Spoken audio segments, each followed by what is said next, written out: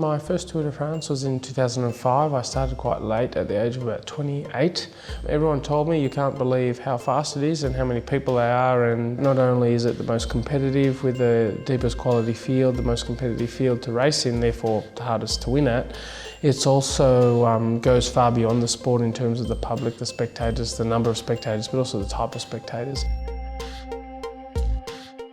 There might be 100, 200, 300,000 people standing on the side of the road and they all want to see one rider, and if you're in the yellow jersey, that's really quite unlike anything else I've experienced in life. You're still in a bike race and you're racing along roads as you do in every bike race as a professional rider, but all of a sudden you're racing in the crowd of maybe a soccer stadium, which is a slightly different crowd to race in, and yeah, that's sort of one race where you're probably going to at least get beer spilt on you once while you're racing a bike. Just to concentrate in a race that is 3 weeks long is anyhow quite fatiguing, or I'd say the most fatiguing mental thing I've ever done. And then of course being amongst it in there with everything going on, that's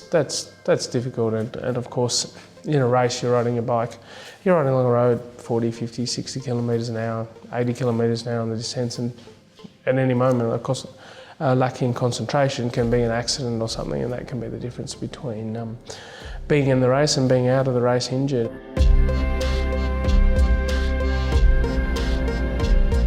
In my entire career, obviously my 2011 Tour de France victory is what sort of shaped me as a bike rider, and I suppose as an Australian sports person. The years leading up to get to that point, I'm proud of how I got there and how I worked and the difficulties that I overcame to get there. One moment, probably on a personal level, is 2 years previously I won the 2009 Road Cycling World Championships in a moment of difficulty, in a moment a lot of people in the world of cycling didn't believe in me, but I believed in myself, and I had a few key people around me believe in me, and together we overcame very difficult odds to do something that was at that moment in my sport in some ways historic.